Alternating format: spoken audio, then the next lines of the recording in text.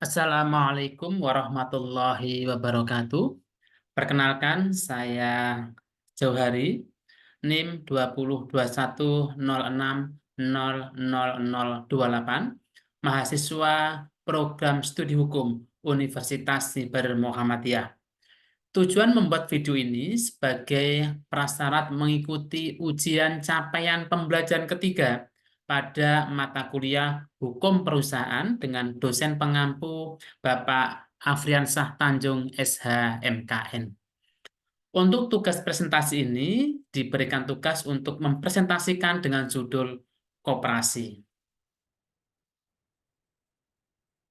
Pokok bahasan yang akan kita bahas pada presentasi ini, yang pertama adalah pengertian, yang kedua adalah nilai dan prinsip koperasi, kemudian proses pendirian koperasi, kemudian keanggotaan koperasi, organ koperasi, modal koperasi, dan sisa hasil usaha koperasi.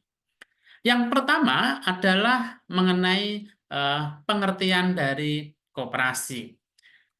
Kata koperasi diambil dari bahasa Inggris, yaitu dari kata cooperation, yang artinya adalah bekerja sama. Koperasi adalah suatu organisasi yang dimiliki dan dioperasikan oleh orang seorang demi kepentingan bersama, di mana koperasi melandaskan kegiatan berdasarkan prinsip gerakan ekonomi rakyat yang berdasarkan pada azas kekeluargaan. Pengertian berdasarkan Undang-Undang Nomor 25 Tahun 1992, koperasi adalah badan usaha yang beranggotakan orang seorang atau badan hukum koperasi dengan melandaskan kegiatannya berdasarkan prinsip koperasi sekaligus sebagai gerakan ekonomi rakyat atas dasar kekeluargaan. Nah, apa tujuan dari koperasi itu?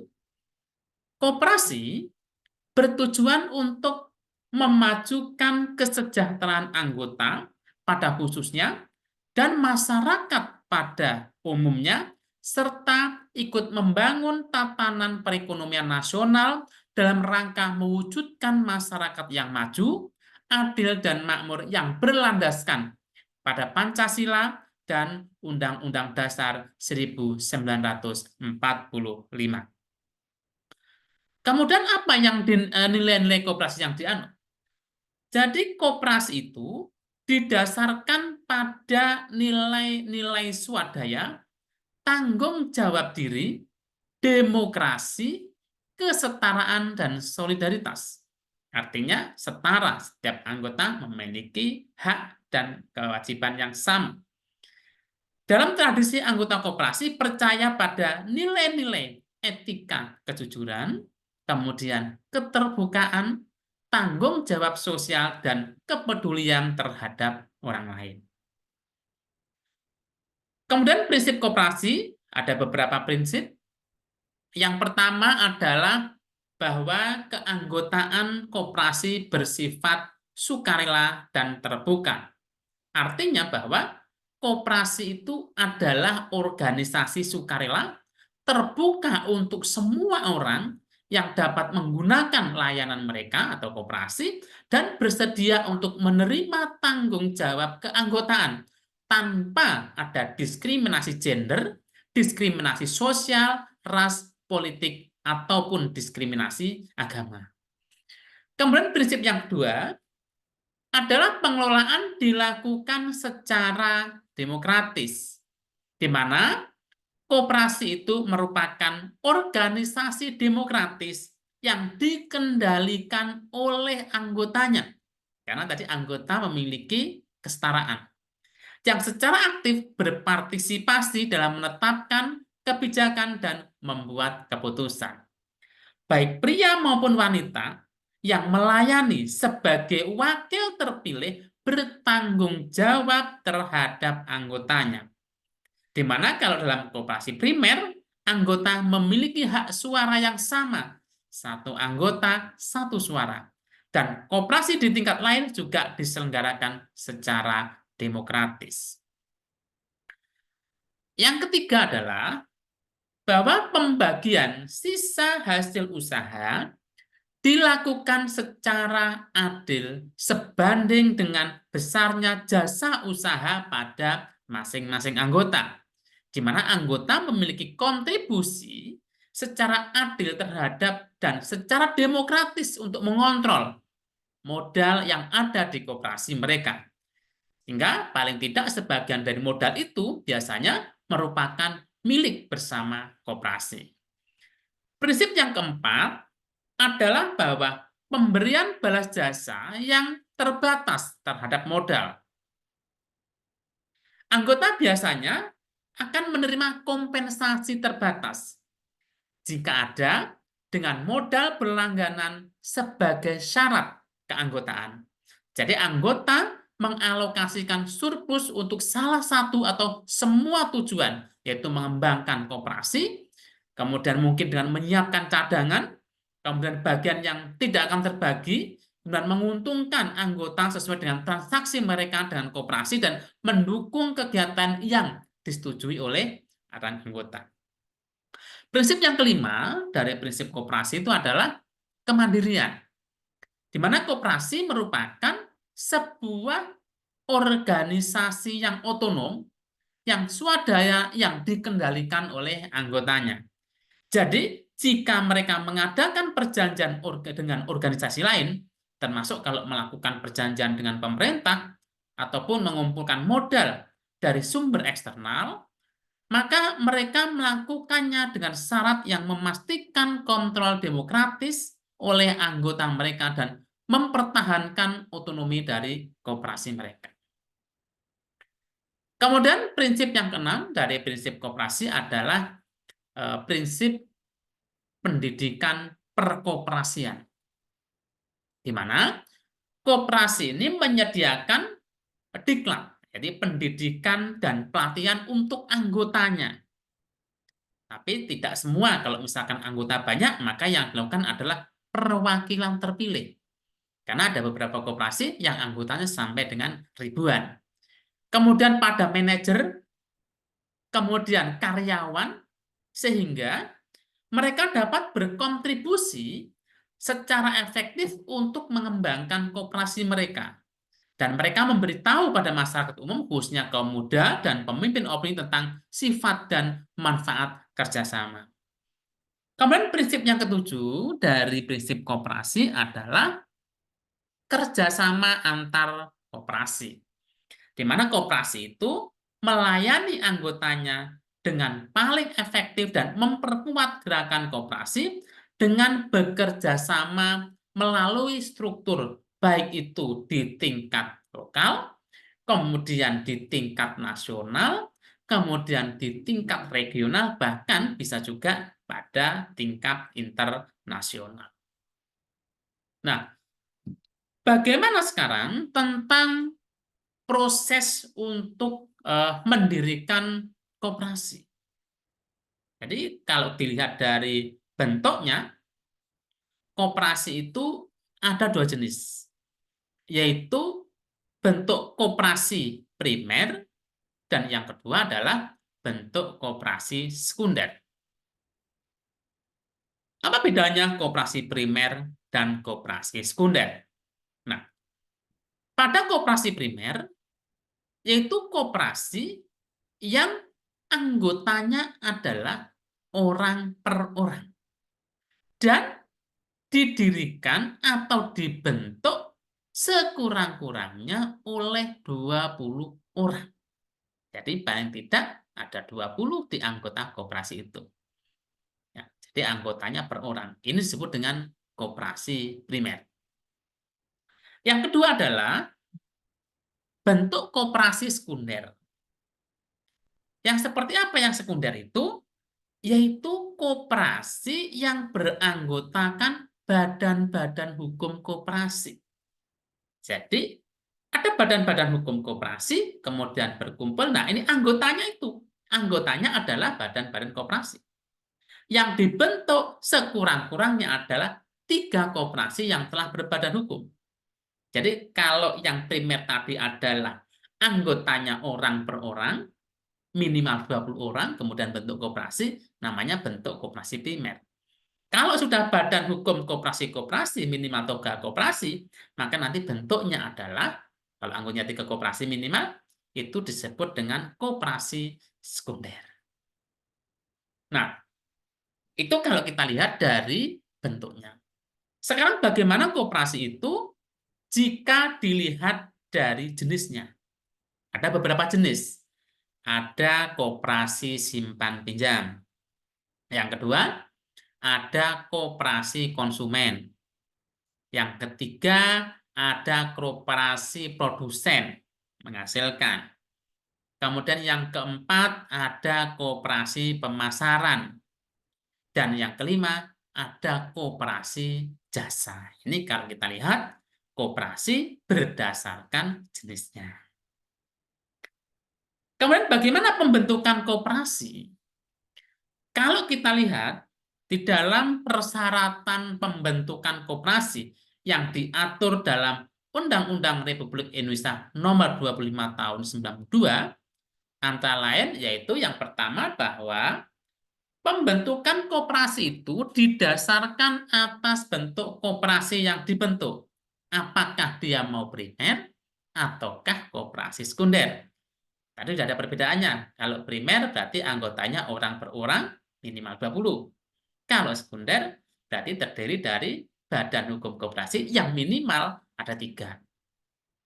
Kemudian yang kedua, koperasi yang akan didirikan harus berkedudukan di wilayah negara Republik Indonesia. Jadi nggak boleh orang Indonesia kemudian dirikan koperasi tapi di Malaysia misalkan. Tapi dia harus berkedudukan di Indonesia. Gitu ya.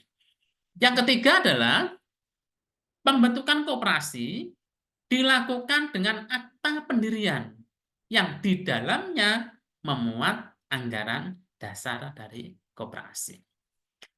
Kemudian ada hal-hal yang perlu diperhatikan di dalam pembentukan koperasi.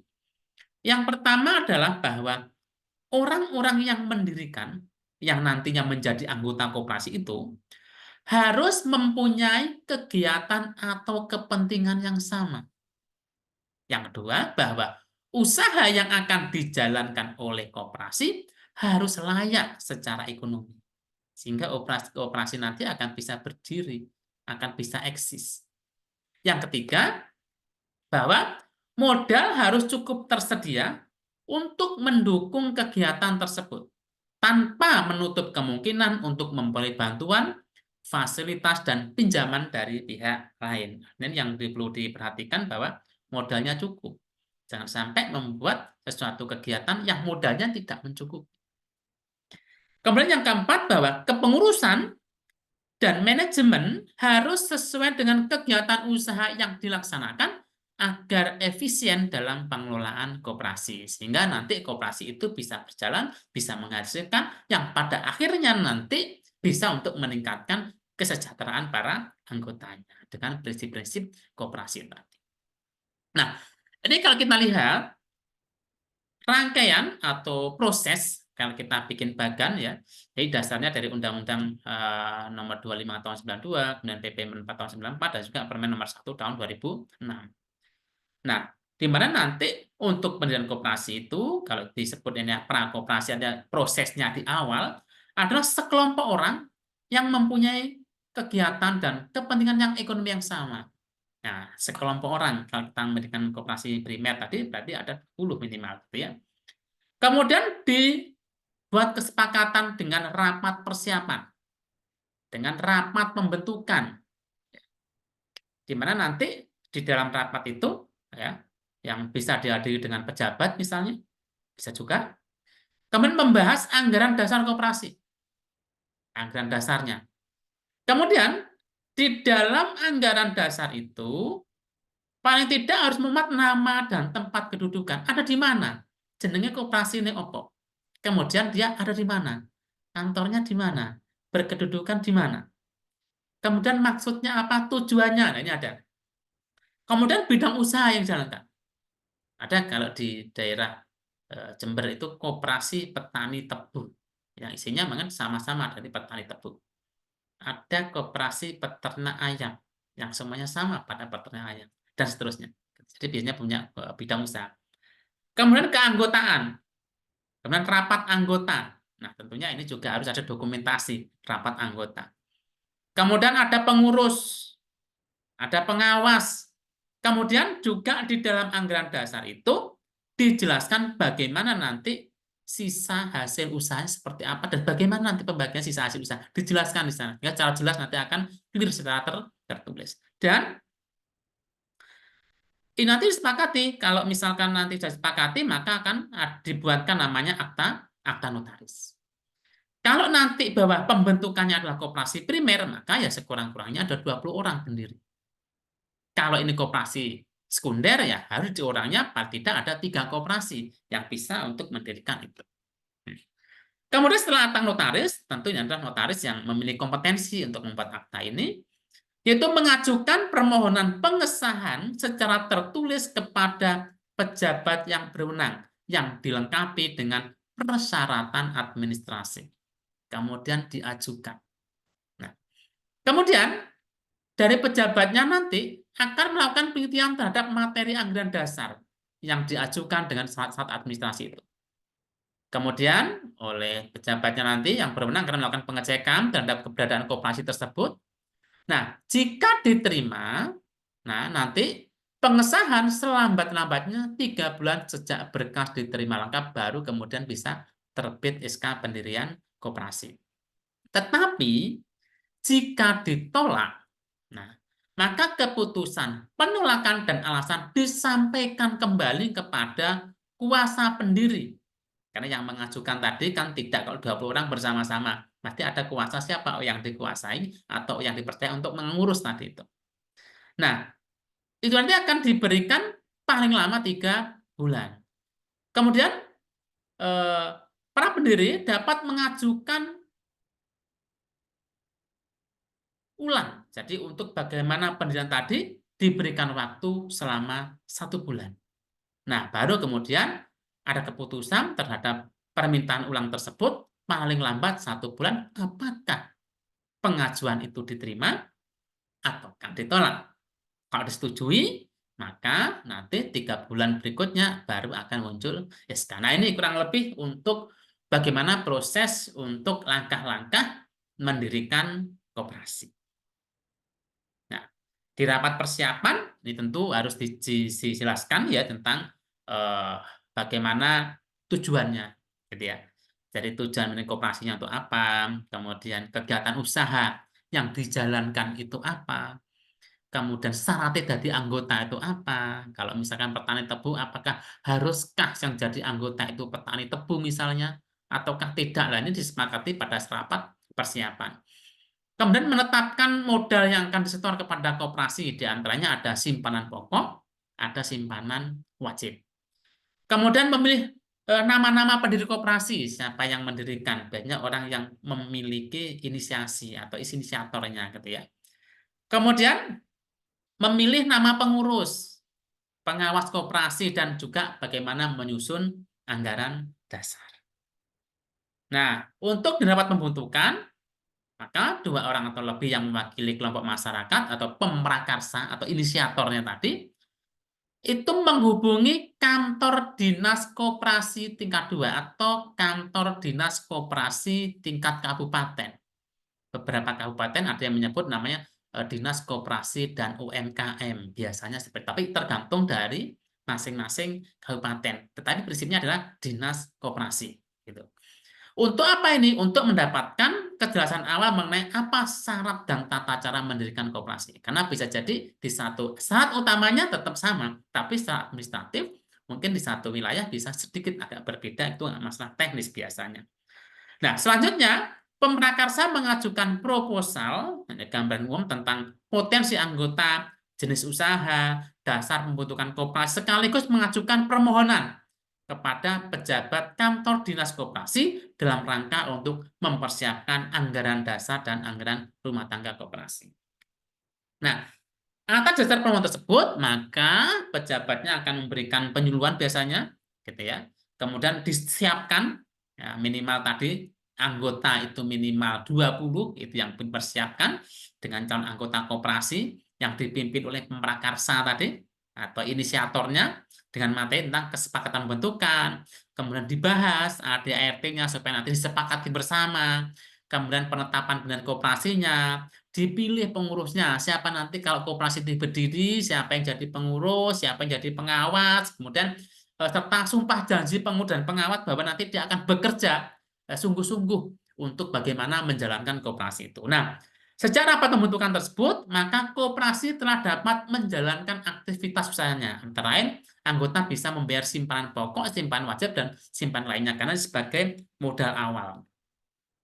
Kemudian pengurus mengajukan permohonan status hukum ke kantor dinas koperasi, ya, dinas koperasi kabupaten. Kemudian pejabat kantor koperasi melakukan verifikasi dan penelitian atas kebenaran data-data yang diajukan. Benarkah ini 20? Apakah ini fiktif atau tidak kan gitu. Jadi diverifikasi bahwa berkas ini benar-benar sesuai dengan apa yang dirajukan.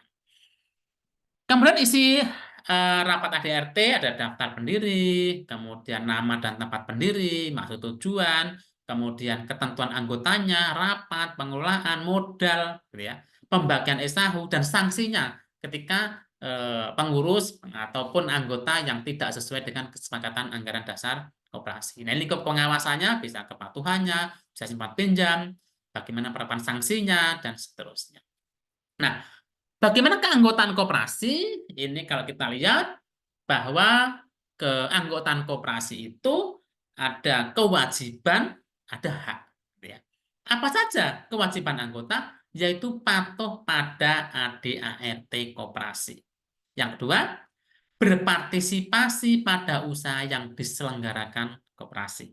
Yang ketiga adalah mengembangkan dan memelihara kebersamaan berdasarkan asas kekeluargaan. Kemudian apa hak-hak anggota yang lain? Itu adalah suatu kewajiban, hanyalah hak-haknya, yaitu hak untuk menghadiri, kemudian menyatakan pendapat dan memberikan pendapat pada saat rapat, kemudian memilih, dan juga memiliki hak untuk dipilih jadi pengurus. Karena tadi konsep nilai prinsipnya adalah kesetaraan tadi. Kemudian meminta diadakan rapat anggota menurut ketentuan-ketentuan dalam anggaran dasar, kemudian hak mengungkapkan pendapat atau saran kepada pengurus, baik itu diminta atau tidak. Kemudian memanfaatkan kooperasi dan mendapatkan nilai yang sama di antara sama anggota, tidak ada diskriminasi. Tadi ada prinsip tidak ada diskriminasi. Kemudian mendapatkan keterangan tentang perkembangan kooperasi, artinya setiap tahun bagaimana perkembangan kooperasi itu dilaporkan dalam biasanya ada rapat anggota tahunan, itu dia bisa melihat bagaimana keuangan dan manajemen yang ada di kooperasi tersebut. Nah, ini ada kadang-kadang ada beberapa yang mempunyai keanggotaan khusus, misalnya kalau koperasi pertanian, berarti penggarap sawah misalnya. Ya, ini nanti disepakati di situ tentang tujuan, maksud, dan keanggotaan disepakati. Kalau ada koperasi nelayan, apakah dia harus nelayan, punya perahu misalnya, koperasi karet misalnya, apakah dia petani karet atau kebun karet dan seterusnya, nanti disepakati dalam keanggotaan tersebut. Nah, juga bagaimana disepakati tentang bagaimana berarti sebagai anggota koperasi. Nah, seorang berhenti dari anggota koperasi yang pertama karena meninggal. Yang kedua, minta berhenti atas kehendak sendiri. Nah, dia memang berhenti, gitu ya. Seperti kalau saya dulu pindah kerja di tempat kerja saya sebagai anggota koperasi. Tapi ketika saya pindah, saya minta berhenti nanti atas permintaan sendiri. Kemudian bisa juga diberhentikan karena tidak mematuhi syarat anggota. Tadi sepakati ada syarat-syarat dan kewajiban yang harus dilakukan gitu ya. Kemudian dipecat karena tidak memenuhi kewajiban sebagai anggota koperasi. Karena ada kewajiban-kewajiban yang tidak dilaksanakan sehingga tidak sesuai dengan anggaran dasar yang itu bisa dikeluarkan. Nah, ini organ koperasinya, itu ada anggota, rapat anggota itu paling tinggi. Jadi kedudukan rapat anggota tertinggi untuk koperasi, kemudian pengurus pengawas, ada manajer di bawahnya, administrasi, unit usaha, keuangan, dan anggota koperasi. Jadi posisi tertinggi adalah ada di rapat anggota koperasi. Bagaimana dengan modalnya? Jadi kalau modal koperasi itu bisa modal sendiri atau pinjaman. Ya, bisa juga dari pemupukan modal yang berasal dari modal penyertaan. Nah, dari sendiri itu bisa simpanan pokok, simpanan wajib, dana cadangan, dana hibah bisa.